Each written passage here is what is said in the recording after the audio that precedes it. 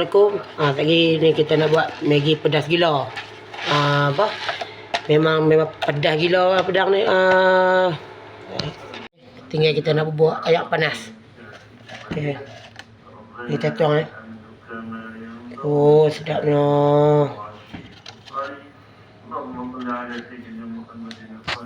Assalamualaikum warahmatullahi wabarakatuh. Ni saya nak makan Maggi pedas gila. Okey, dah siap dah. Ni kita nak makan ni. Okey. Maggi. Ni Maggi kan. Buka lah. Maggi pedas gila. Okey, kita rasa.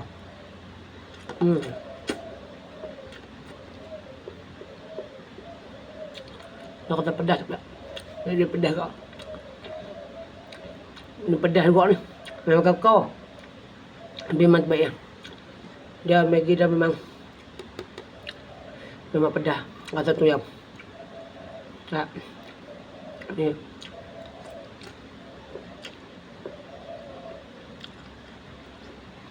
Kita makan tanpa yang. Memang tanpa yang. Ya.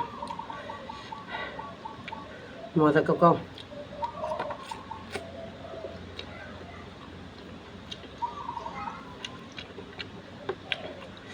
Kau nak biar.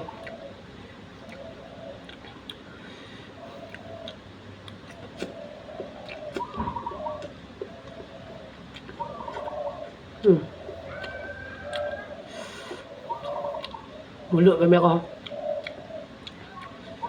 Oh. Apa ni? Ni konten. Konten. Dadahnya konten.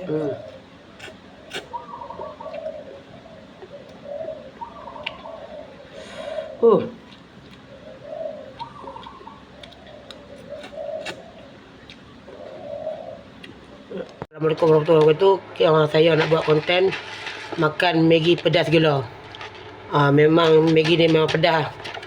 Dia perisa tom yum. Okey. Ni saya tunggu ayam mendidih. Kita akan buat. Okey, ni saya buat konten pendek dulu. Okey, ni tengah dah buka dah. Lepas tu kita tengok.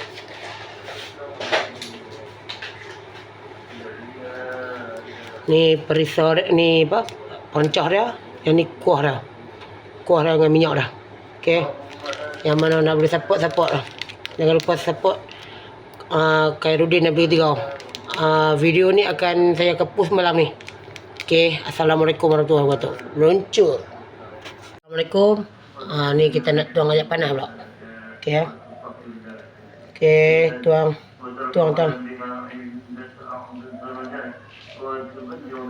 Kita tunggu Kita tunggu dia bagi dia lembek sikit. Lagi lepas dia dah masak dah, baru kita bubuh perencah ni. Perencah Maggi. Yang perencah tom yum. Okey. Jangan lupa support Khairuddin 3 yang Putra Gaming. Satu lagi saya nak promote YT saya, Khairuddin Production. Yang mana nak support YouTube saya boleh support. Jangan lupa video ni kita nak SYP malam ni. Nak video ni kasih SYP 1M. 1M follower. Okey, bagi cukup 100k follower pun okey dah. Alhamdulillah dah. Okey, assalamualaikum warahmatullahi wabarakatuh. Jangan lupa #Khairuddin 633. Okey.